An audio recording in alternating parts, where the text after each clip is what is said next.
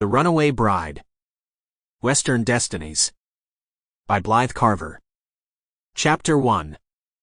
Alistair Brinkman pulled back on the lines, eyeing the town he was about to pull into. It was bigger than he'd been anticipating, but there was nothing wrong with that.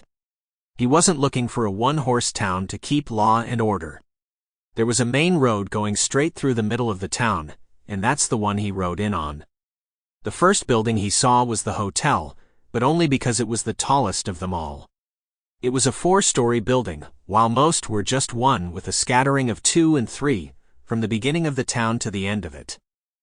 When Alistair had still been close to Bighorn, Texas, where he was going to take over the sheriff's position from the old gentleman who previously had the role, he'd stopped at the edge of a cliff overlooking the entire town.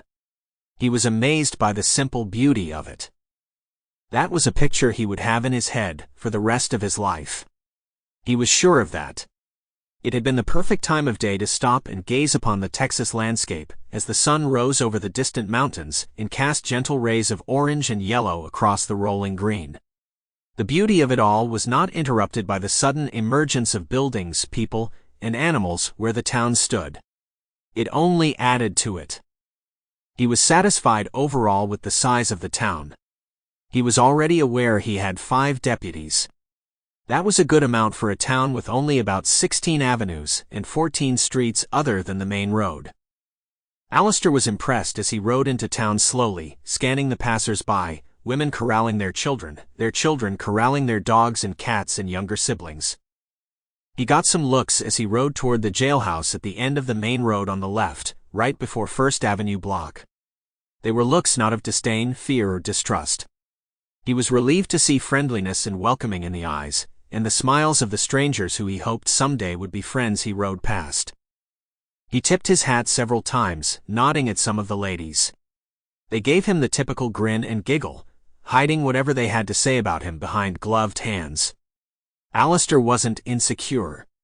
He was tall, had wavy dark hair and deep brown eyes that women never hesitated to compliment him on. His shoulders were broad, and he had enough muscle to be confident he could win in a fist fight should he ever get in one. He'd won every fight he'd ever been in, meaning he got the other fellow to either back down or he simply knocked his opponent out. Alistair Brinkman wasn't a physical lawman, though. He didn't enjoy fighting. But if he had to do it, he wouldn't back down. He reached the jailhouse unscathed, dismounted, and threw the reins over the hitching rail that ran along the front of the wide porch area. "Be back in a minute," he murmured to Arteris, his favorite animal on. Sample complete. Ready to continue?